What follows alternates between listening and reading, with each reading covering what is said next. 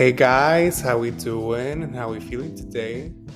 Okay, so on this episode we're gonna talk about Pink's ninth studio album titled TRUSTFALL. Now, Pink needs no introduction whatsoever, so let's just get right into it. So prior to album release, we had two singles, Never Gonna Not Dance Again and TRUSTFALL. Now, onto the album itself. The album is 43 minutes long, so it's your standard listening session in terms of length. Now, the first track, When I Get There, this is a beautiful piano ballad to kick off the album. And it talks about looking back fondly on a loved one that passed away, as several things remind you of that person and they get you thinking.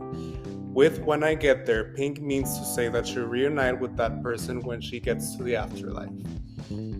Now, track number 2, TRUSTFALL, the first of my highlights on the album.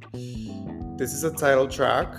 Pink picks up the pace with this song, and she explores her willingness to take a leap of faith, her fear of committing to action, and ultimately the relief of having done what inspired that fear. Now, track number 3, Turbulence. It talks about staying tough through the hard times and refusing to give in, no matter how ugly things can get along the way. With lyrics such as, "The panic is temporary, but I'll be permanent." Now, track number 4, Long Way to Go, featuring the Lumineers. The Lumineers complement the song pretty nicely. Now, track number 5, Kids in Love, featuring First Aid Kit, another one of my highlights. This is a nice acoustic song. First Aid Kit really adds more substance to the song. Honestly, I wasn't familiar with this artist, but I like what they did in this song. And it talks about reminiscing about a love that was simple until it wasn't, so much so that you picture it still going on until the end of time in your head, rather than the harsh reality of it not working out in the end. Now, track number 6, Never Gonna Not Dance Again, another one of my standout tracks. This is a lead single, a pretty radio-friendly song, a great pop song. It has a clever reference to So What, one of Pink's signature hits, when she says, "For once I wouldn't start a fight."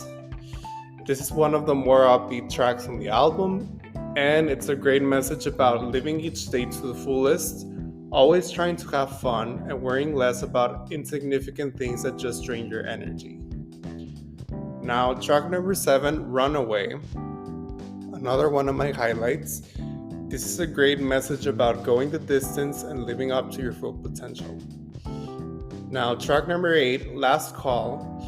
It talks about not wasting opportunities that come your way and thus treating each one as if it were the very last. Now, track number 9, Hate Me. Pink's vocals really shine through in this song. It talks about a toxic relationship. Someone else villainizes you and makes you out to be this horrible person that you're clearly not, but in their eyes you are.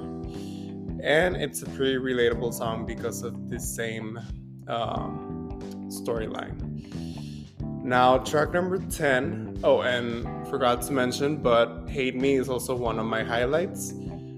Now, track number 10, Lost Cause, another one of my highlights. Pink slows things down once again, and she talks about knowing your worth and not letting anyone put you down. Now, track number 11, Feel Something, the last of my highlights on the album. It talks about when you've put yourself out there and had your heart broken multiple times, which has weakened your self-love. So, in order to love someone new, you must heal first and put yourself out there again until you feel ready. Pink belts out some beautiful high notes towards the end of the song. Now, track number 12, Our Song. Pink's vocals really carry this song, and it talks about a love that has lost its spark, so much so that certain things that brought you together with that person have lost their meaning altogether. And lastly, track number 13, Just Say I'm Sorry, featuring Chris Stapleton.